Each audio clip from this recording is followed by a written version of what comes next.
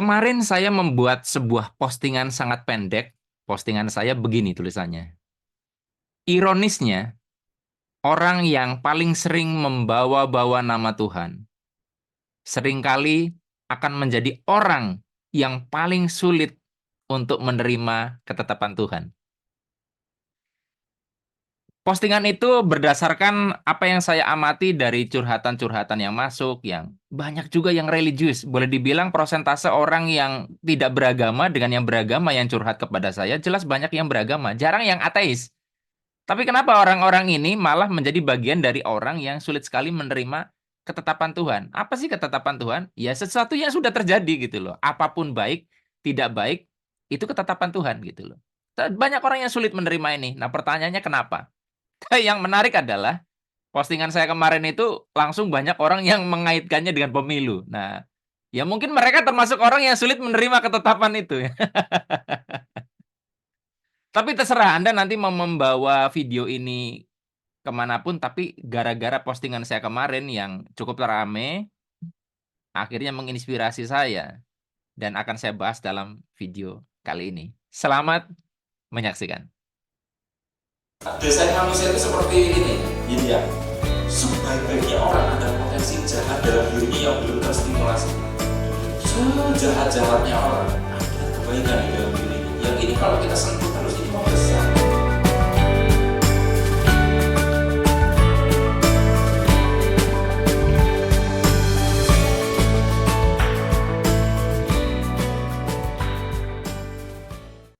Assalamualaikum warahmatullahi wabarakatuh. Jumpa lagi kita berjumpa dengan saya Arif Rahutomo atau Arif RH dalam rekaman video iseng Reborn. Cie. Seperti biasa, konsep video eh, di channel ini untuk publik ya, video publik berubah. Kalau dulu videonya pendek-pendek tapi sering, sekarang videonya mungkin seminggu sekali ya. Itu tapi saya bahasnya agak lebih mendalam dan saya pakai coret-coretan. Tujuannya kenapa saya pakai coret-coretan? Supaya Anda betul-betul fokus melihat pada penjelasannya, bukan ngelihat wajah saya. Kalau video yang isinya muka saya kan Anda jadinya ya mendapatkan muka saya gitu loh. Banyak yang akhirnya gagal paham. Pak, itu kenapa alisnya bagian sini tipis? Itu kenapa kok kumisnya nggak rata? Akhirnya terdistrak. Jadi makanya saya modenya pakai whiteboard, saya oret-oret supaya Anda bukan fokus kepada saya, tapi fokus kepada gagasan-gagasan dan pemikiran saya yang harapannya bisa memicu sesuatu dalam pikiran Anda. Nah, tema dalam kesempatan kali ini adalah mengapa orang religius seringkali sulit menerima ketetapan Tuhan. Nah, ini mungkin ada yang baru baca judulnya langsung emosi ya. Apalagi terkait dengan pemilu. Gimana nih pilihan Anda menang atau tidak? Berdasarkan quick count-nya. Tapi quick count itu kan berdasarkan dari sampel TPS dari penghitungan suara asli, jadi sangat mungkin hasil real count-nya nanti tidak jauh beda sih. Beda dengan survei ya. Atau exit poll itu berbeda. Tapi oke lah, gini. Jadi karena video ini terinspirasi dari postingan saya kemarin, di mana orang akhirnya mengaitkan kemana-mana. Tapi ada satu hal yang membuat saya tergelitik adalah karena banyak orang yang seringkali mereka sudah memahamkan diri mereka bahwa bahkan daun jatuh pun sudah tertulis di Lauh Mahfudz. Jadi tidak ada satupun yang terjadi di dunia ini, entah baik entah buruk, yang tidak sudah ditetapkan oleh Tuhan. Tapi seringkali orang-orang yang begitu religiusnya dan begitu memahami tentang hal itu menjadi bagian dari orang yang sulit menerima ketetapan Tuhan. Ini satu hal yang menarik, sehingga saya berpikir kenapa ya? Kenapa orang yang kadang-kadang saya lihat sangat religius, itu sangat sulit sekali menerima ketetapan Tuhan. Ya tapi kan ini curang misalnya. Kecurangan tidak akan terjadi kalau tidak ditetapkan untuk terjadi gitu loh. Nangkap nggak maksud saya? Jadi terlepas dari masalah baik buruk peristiwanya, misalkan suami Anda selingkuh, istri Anda selingkuh, itu kecurangan dalam hidup Anda. Tapi tidak akan terjadi kalau tidak merupakan bagian dari ketetapan yang ditetapkan Tuhan. Tapi kan itu kan sudah Anda bilang sendiri dalam agama Anda bahwa daun jatuh aja itu diurusin sama Tuhan. Daun jatuh aja itu tertulis di Lauhul Mahfudz. Ya. Tapi kenapa Anda menolak bahwa hal-hal yang lain tidak tertulis gitu loh. Nah, jadi saya mau membahas dalam sebuah oratoretan kenapa Orang religius kadang sulit untuk menerima ketetapan Tuhan justru. Kita share whiteboard dulu. Whiteboard klasik. Ya, jadi asumsi ya, asumsi kan karena kita temanya orang religius ya di dalam, dan gini ya, masalahnya religius tuh banyak agama di Indonesia. Jadi saya spesifikkan, takutnya saya salah. Di agama Islam itu kan ada yang namanya eh, kitab yang nyata ya. Kitab yang nyata. Wah, di mana sesuatu semuanya sudah dituliskan. Ya, ya, daun jatuh, segala sesuatu yang terjadi, umur kita nanti meninggal kapan, itu sudah dituliskan. Artinya ini adalah ketetapan. Ketetapan. Jadi suka tidak suka, kalau itu ditetapkan untuk terjadi, akan terjadi. Apapun itu, baik buruk, suka tidak suka.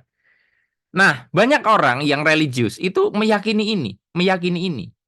Tetapi kenapa ketika ada satu peristiwa yaitu yang terjadi, mereka sulit sekali untuk menerima ini, dan mereka menjadi bagian dari orang-orang yang seolah-olah tidak memahami ini. Ya kalau dalam konteks pemilu misalkan, terserah Anda misalnya mengatakan ini ada kecurangan dan sebagainya gitu loh. Dan saya sudah bosan dengan wacana ini karena sudah 3 kali pemilu wacananya juga tentang kecurangan gitu loh. Intinya kan begini, mau curang mau tidak, kalau tidak ditetapkan untuk terjadi, itu nggak bisa. Walaupun curang, kalau tidak ditetapkan untuk menang, tidak akan bisa menang. Nangkep nggak? Jadi ujungnya tuh ke situ. Jadi apapun prosesnya, apapun itu, apa yang sudah menjadi ketetapkan, itu yang akan terjadi. Nah, ini kan bagian yang harus diterima.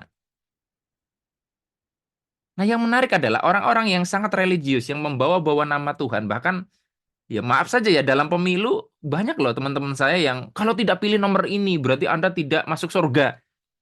Ya, oke lah, mereka bagian dari orang-orang yang sangat religius yang saya asumsikan pasti paham ini. Tapi mereka menjadi bagian dari orang-orang yang tidak bisa menerima tentang ketetapan Tuhan ini. Kenapa? Sederhana. Jadi jebakannya di sini, jebakannya. Kenapa orang-orang yang religius sulit sulit menerima ketetapan Tuhan? Mereka itu tidak menyadari bahwa Tuhan itu independen. Padahal sudah jelas bahwa di dalam surat Al-Ikhlas itu Tuhan itu tempat semuanya bergantung, bukan dia bergantung kepada makhluk. Artinya dia independen. Nah, kalau Tuhan independen berarti suka-suka. Suka-suka dia, terserah dia, sesuai maunya dia. Nah, artinya Tuhan punya kehendak. Apapun yang terjadi adalah bagian dari kehendak dia. Oke ya, paham ya? Jadi kalau misalkan sebuah ketetapan Tuhan itu ingin diubah sama Tuhan, kalau Tuhan mau ya bisa aja gitu. Tapi kalau Tuhan maunya itu yang terjadi, itu ya maunya beliau. Nah, banyak yang mengira bahwa Tuhan itu bisa didikte dengan agama, dengan doa, dan sebagainya. Jadi itulah yang menyebabkan kenapa banyak orang yang gini kan, tujuannya kita berdoa adalah menunjukkan kesungguhan kepada Tuhan bahwa kita betul-betul fokusnya ke situ gitu loh. Tapi tidak ada hubungannya tentang apakah itu harus terjadi atau tidak. Karena urusan terjadi atau tidak itu adalah kehendak dari Tuhan. Jelas ya? Nah, sebelum kita lanjutkan, teman-teman semua, tentang pembahasan ini, ada satu informasi yang akan muncul sebagai selingan, yaitu tentang bagaimana caranya untuk menjadi member channel YouTube Arif RH Vibrasi. Karena banyak banget yang nanya, kebingungan caranya, makanya sekarang info tentang bagaimana caranya menjadi member, ya sehingga Anda bisa menonton video-video edisi spesial khusus member yang tidak tampil di ruang publik. Caranya adalah seperti dalam video berikut ini. Ini adalah panduan bagaimana cara untuk menjadi member YouTube Arif RH Vibrasi. Member dengan subscriber itu beda. Jadi, Anda masuk ke halaman YouTube saya, Anda bisa lihat di sini, lalu di sebelahnya tombol subscribe, itu ada tombol gabung. Kalau pakai bahasa Inggris, ada subscribe, ada join. Nah, kalau Anda klik tombol gabung atau join itu, maka Anda akan mendapatkan tampilan seperti ini. Ada 4 pilihan menjadi member. Nanti Anda bisa baca sendiri, di situ dijelaskan berapa biayanya dan apa saja keuntungan yang Anda dapat dari setiap level. Dan yang paling murah Anda bisa bergabung dengan Rp19.900. Anda bisa menyimak video edisi spesial khusus member, video yang tidak bisa dilihat secara publik, durasinya 30 menit sampai 1 jam ya, lebih detail, lebih dalam. Ada sesi tanya jawab, ada diskon 100.000 kalau misalkan ada kelas online Arif RH dan seterusnya. Anda bisa baca. Nanti di sini Anda silakan Anda pilih nih, mau bergabung di level 1 reguler, level 1 premium, level 2 reguler, level 2 premium. Kemudian bagaimana caranya ketika Anda mau bergabung? Ya, Anda pilih tadi, lalu Anda klik gabung. Ketika Anda klik gabung, Anda akan mendapatkan tampilan seperti ini. Ini contohnya. Misalkan saya pilih yang level 1 reguler, Rp19.900 per bulan. Nah, nanti di sini Anda tinggal pilih, Anda mau bayarnya itu pakai apa? Ada kredit card, debit card, ShopeePay, Dana, GoPay. Anda bisa setting. Nah, kalau misalnya, Pak, saya mau bayar pakai pulsa, tidak pakai opsi yang ditawarkan di awal ini, Anda tinggal setting dulu. Jangan langsung ke sini, Anda setting dulu di Play Store Anda. Anda masuk di HP Anda kalau Android, masuk ke Play Store, nanti Anda klik, Anda akan mendapatkan tampilan seperti ini. Anda lihat di sini tampilannya, lalu Anda klik yang ini, yang ada gambar di sudut kanan atas ini. Kalau Anda klik, Anda akan mendapatkan tampilan seperti ini. Ini contohnya Arif RH Vibrasi. Lalu ke bawahnya Anda bisa lihat ada payment and subscription atau pembayaran dan subskripsi dan langganan. Anda klik itu, nanti akan masuk ke halaman yang sebelah ini. Anda pilih payment methods. Nah, di payment methods ini nanti Anda bisa memasukkan apa mode pembayaran yang Anda akan gunakan sebagai yang untuk bayar membership. Silakan Anda setting sendiri di sini. Dan kalau Anda masih ingin tahu lebih banyak, Anda bisa klik More Payment Setting. Nah, kemudian nanti setelah prosesnya selesai, Anda akan mendapatkan email. Jadi tunggu sampai email ini masuk. Emailnya kurang lebih seperti ini. Welcome, Anda sudah jadi member. Nah, untuk memastikan apakah Anda sudah jadi member atau tidak, mudah saja. Anda buka lagi YouTube saya. Nanti akan muncul yang namanya tab membership atau langganan. Jadi ini tab home, video, short, Anda ke kanan kan kalau pakai HP ya, digeser. Nanti ada membership. Kalau diklik nanti muncul seperti ini. Anda akan melihat status Anda member level berapa, kemudian dan sebagainya dan sebagainya. Anda juga bisa ubah level Anda dari level 1 reguler mau jadi level 2 reguler misalkan. Anda bisa ubah kapan saja. Dan buat Anda yang sudah jadi member, Anda pastikan selalu cek tab community dan membership, karena disitulah nanti Anda akan dapat info-info dan video-video terbaru untuk Anda simak. Untuk Anda yang menggunakan iPhone, ini tampilan Apple ID Anda. Silakan Anda nanti masuk ke payment and shipping, kemudian nanti Anda ubah di sini. Kalau saya ini di sini pakai Mastercard, pakai kartu kredit, atau Anda tambahkan add payment method di HP saya yang satunya, iPhone juga, itu saya gunakan GoPay, bisa juga. Jadi silakan Anda setting sendiri di sini. Untuk yang punya iPhone. Jika Anda klik tombol join atau gabung dan Google tidak mengarahkan pada proses selanjutnya, dalam hal ini ada sistem error, maka Anda cukup klik saja link join atau link gabung yang saya informasikan pada bagian deskripsi video ini. Bagian deskripsi adalah uraian berbentuk teks yang ada pada bagian bawah dari video ini. Baik teman-teman, ini penjelasan singkatnya. Silakan Anda putar ulang jika belum paham, dan jika Anda masih kebingungan, silakan WA saya di nomor yang tertera ini. Tapi seharusnya kalau Anda menonton panduan ini dengan benar, dengan teliti, semuanya sudah jelas. Sampai ketemu di zona membership YouTube Arif RH Vibrasi. Oke, itu ya caranya teman-teman. Jadi supaya Anda tidak lagi bertanya gimana ya Pak, saya kebingungan untuk gabung jadi member YouTube Arif RH Vibrasi. Video tadi sudah sangat detail, diputar ulang supaya Anda paham caranya untuk menjadi member. Oke? Kita balik ke sini. Jadi saya tekankan lagi bahwa Tuhan itu memiliki kehendak, tidak bisa didikte dengan agama, tidak didikte dengan doa. Semua yang terkait dengan agama dan doa adalah sebuah usaha, semacam proposal. Adapun mau di ACC atau tidak, itu terserah Tuhan. Nah, jebakannya adalah banyak orang merasa dia itu agamanya paling benar, merasa doa dia itu paling benar, dia merasa paling dekat dengan Tuhan, agama dia paling dekat dengan Tuhan, sehingga dia merasa Tuhan pasti kehendaknya ngikut maunya dia. Nangkap nggak?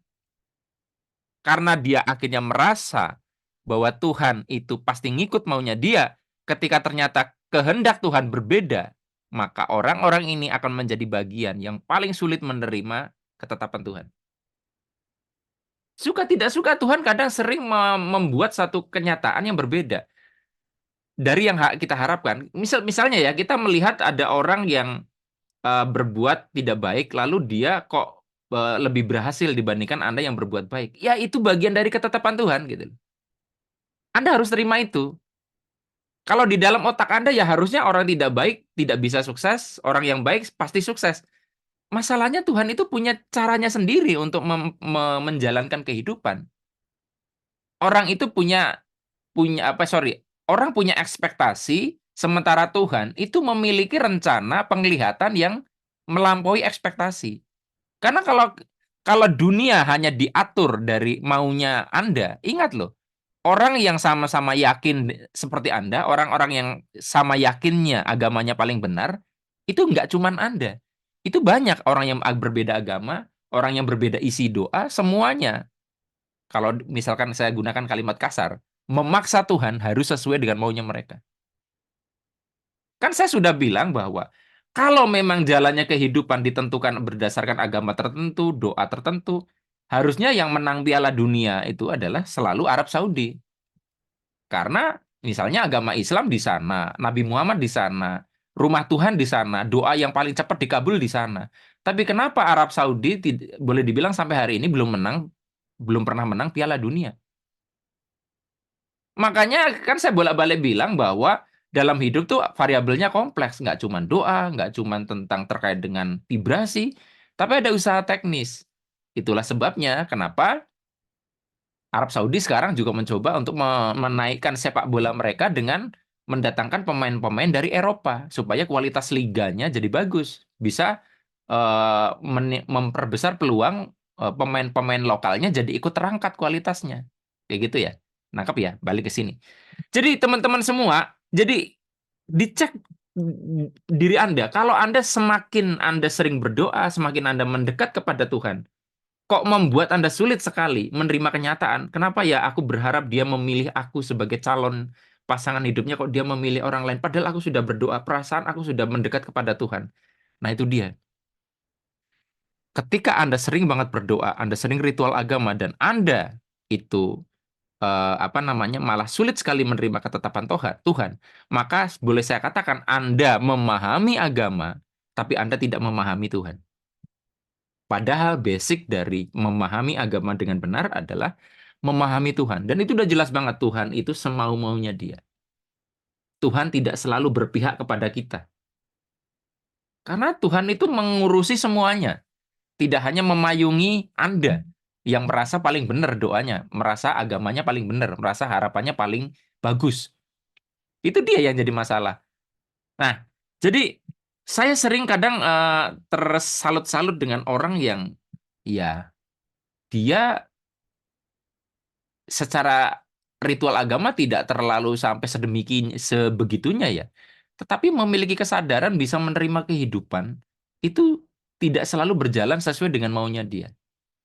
Jadi makanya berawal bagaimana cara supaya kita bisa memposisikan kesadaran kita dengan benar. Maka ada beberapa poin yang ingin saya sampaikan supaya kesadaran kita dalam hal ini lebih baik. Jadi ada beberapa hal yang saya mau tekankan di video kali ini. Sadari bahwa Tuhan itu independen, sekali lagi.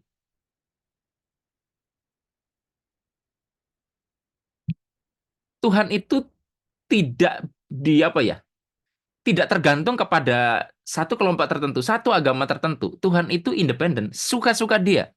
Ini akhirnya suka-suka dia. Berkendak. Maha berkendak. Oke. Yang kedua, oke ya. Tuhan tidak bisa didikte dengan doa. Oke ya. Nah, kenapa saya menekankan yang ini walaupun ini juga ada relevansinya ya antara poin 1 dengan 2. Karena banyak orang itu begitu meyakini bahwa doa itu pasti dikabulkan. Nah, keyakinan bahwa doa pasti dikabulkan seolah-olah Tuhan bisa didikte dengan doa. Ada lagi yang juga bisa jadi mispersepsi. Allah sesuai dengan prasangka hambanya. Berarti kayak gitu kan seolah-olah Tuhan itu bisa didikte dengan prasangka Anda. Berarti Tuhan tidak punya kehendak dong, tidak punya kuasa. Akhirnya dia jadi, maaf, semacam ngikut prasangka Anda aja. Kalau orang ngikut berarti tidak punya kekuatan, tidak punya posisi, tidak punya postur yang lebih tinggi. Jadi ya boleh dibilang ya sesekali Tuhan itu sesuai prasangka Anda, sesekali ya suka-suka dia.